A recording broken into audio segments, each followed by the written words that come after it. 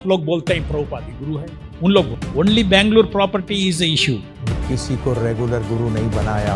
अमोघ लीला प्रभु जी, आपने कहा कि प्रभुपाद जी ने गौर गोविंद महाराज को दीक्षा गुरु बनाया। इस केस मधु पंडित प्रभु जी जो हैं वो मीडिया में जाकर खुलेआम झूठ बोल रहे हैं और डिवोटीज के बीच में फॉल्स नैरेटिव सेट कर रहे हैं। इस्कॉन मुंबई बनाम इस्कॉन बैंगलोर विवाद की, जो कि पिछले 24 साल से कोर्ट की चौखट पर चल रहा है। दीक्षा कराएंगे आपके प्रभुपाद जी से। ये करंट जनरेशन गुरु लोग किसी काम के नहीं, तो we can jump over them and we can go to Srila Prabhupada for दीक्षा।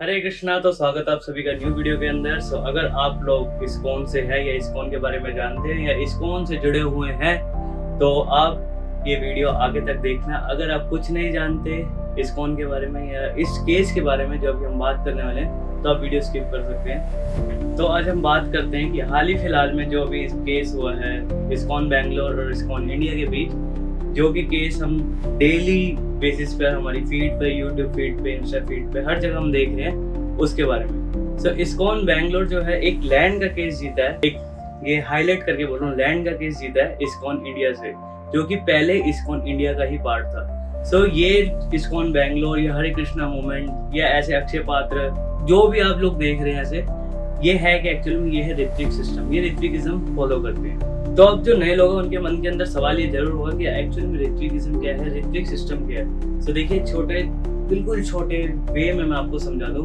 कि ऋत्विक सिस्टम जो है यानी कि दीक्षा देना गुरु के बिहाफ पर, यानी जो प्रेजेंट गुरु है अगर उन्होंने बोला है और वो वहां पर प्रेजेंट नहीं है तो उनके बिहाफ पर दीक्षा देना यानी ऋत्विक सिस्टम। और ऋत्विक कौन होते हैं? ऋत्विक होते हैं जो पुजारी होते हैं। अगर आपने दीक्षा सेरेमनी का कोई यज्ञ देखा होगा तो उसमें जो पुजारी होते हैं और जो यज्ञ कर रहे थे उनको ऋत्विक बोलते हैं। तो ऋत्विकिज्म प्रभुपाद के समय से चालू हुआ था। प्रभुपाद वर्ल्ड वाइड हर जगह प्रचार कर रहे थे और वर्ल्ड वाइड ही लोग उनसे दीक्षा लेना चाहते थे। और कई बार ऐसा हुआ कि प्रभुपाद उस जगह पे अवेलेबल नहीं हो सकते या उनकी तबीयत बहुत ज्यादा एंड के समय पे खराब होती थी, तो प्रभुपाद ने 11 ऋत्विक अपने बिहाफ पर इलेक्ट किए थे और चुने थे।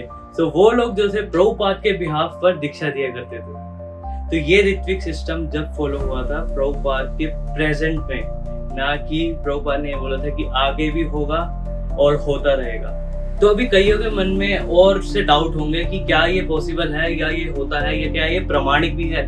तो देखिए मैं आपको बता दूं, जितना मैंने अध्ययन किया है, जितना मैंने अपने गुरु से सुना है, जितना मैंने आचार्यों से सुना है, ये प्रमाणिक नहीं है। क्योंकि गुरु परंपरा चलती आती है, कभी रुकती नहीं है। यानी कि भगवान श्री कृष्ण के बाद ब्रह्मा जी से नारद जी, मध्वाचार्य, ऐसे करते करते ईश्वरपुरी, चैतन्य महाप्रभु से षट गोस्वामी से भक्ति सिद्धांत ठाकुर, फिर हमारे हिज डिवाइन जैसे भक्ति वेदांत स्वामी प्रभुपाद, फिर उनके योग्य शिष्य जो कि दीक्षा गुरु बने, फिर उनके शिष्यों के शिष्य, ऐसे चलता आता है ये प्रोसेस, ना कि ये रुकता है। सो अगर ऋत्विक सिस्टम ऐसे प्रमाणिक ही होता तो डायरेक्ट ये कम बुद्धि वाले जीव डायरेक्ट सीधा भगवान से लेते दीक्षा, सीधा भगवान के विग्रह के माला चढ़ाते और बोलते मेरे जो गुरु सिर्फ कृष्ण है, कृष्ण से यानी भगवान से सिर्फ मेरा डायरेक्ट दीक्षा हुआ है। सो ऐसा प्रमाणिक कहीं भी नहीं है, ना ये किसी प्रमाणिक संप्रदाय में होता,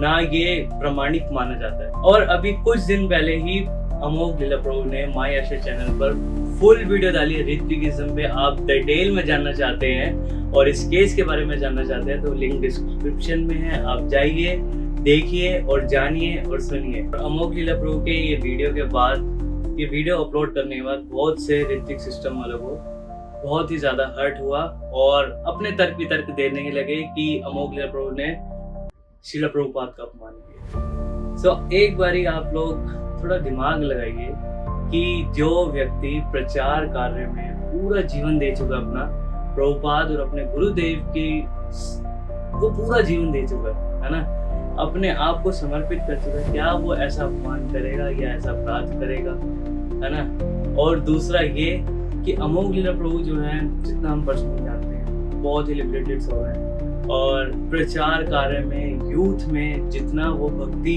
का प्रचार कर रहे हो उतना ही शायद अभी भी कर रहा हो।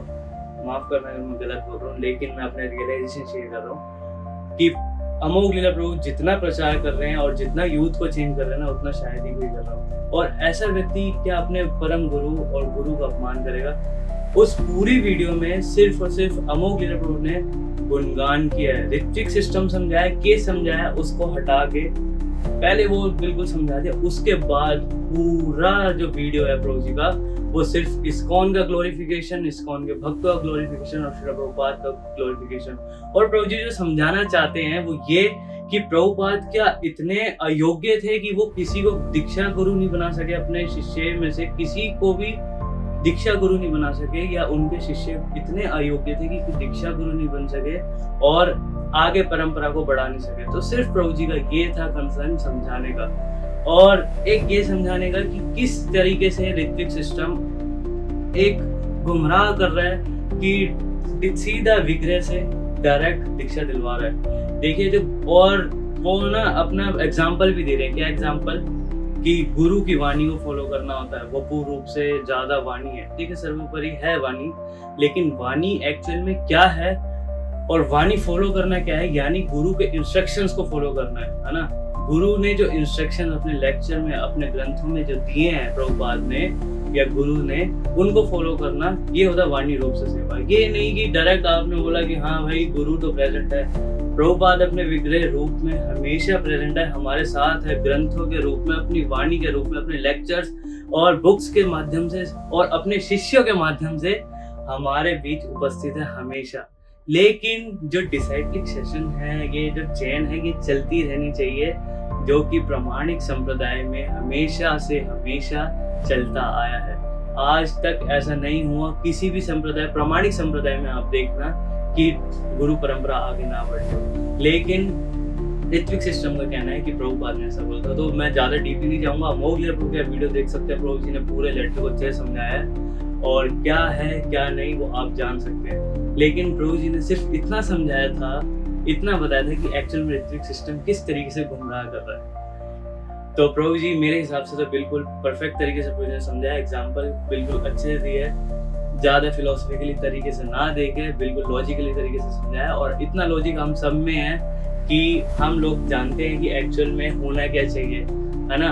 अगर आप एक एग्जाम्पल से समझिए कि जैसे किसी का पुत्र, कोई पुत्र है और वो पुत्र अपने दादा का नाम लेता है पहले या पिता का नाम लेता है? एक्चुअली वो पिता का नाम लेता है ना, दादा से पिता आते हैं, है ना, फिर पिता से पुत्र आते हैं। तो आधार कार्ड में, मटेरियल वर्ल्ड में भी आप देखोगे तो पिता का नाम लिखा होता है ना। अगर मेरे को किसी को बताना होगा कि मैं किसका पुत्र हूँ तो मैं बताऊंगा मैं इसका पुत्र हूँ और उनके पिता वो है। ऐसे ही अगर मेरे को बताना हो मैं किसका शिष्य हूँ तो मैं बताऊंगा हिज होनेस गोपाल कृष्ण महाराज का मैं शिष्य हूँ, और परम जो गुरुदेव है मेरे दादा गुरुदेव वो हिज डिवाइन ग्रेस इसी भक्ति वेदांत स्वामी श्रील प्रभुपाद। तो रूल तो ये कहता है, लेकिन जो ऋत्विक सिस्टम है इस तरीके से आपको गुमराह कर रहा है और प्रभु जी को गलत बता रहा है, जो कि खुद गलत है। तो आप लोग दिमाग लगाइए, सोचिए। वीडियो डिस्क्रिप्शन पूरा लिंक जो है मैं डाल दूंगा। और हाँ, अगर आप लोग प्रभुपाद के बारे में जानना चाहते हैं तो प्रभु जी ने बहुत अच्छे तरीके से ग्लोरिफिकेशन किया है, पूरी प्लेलिस्ट है प्रभुपाद की, और प्रभु जी ने जो बताया है लेक्चर्स में अपने आप वो जानिए, सुनिए और एक्चुअल में जो सही है उनके साथ जुड़िए। हरे कृष्णा। इस डिवाइन के जैसे भक्ति वेदांत स्वामी श्रील प्रभुपाद की जय। हरे कृष्ण।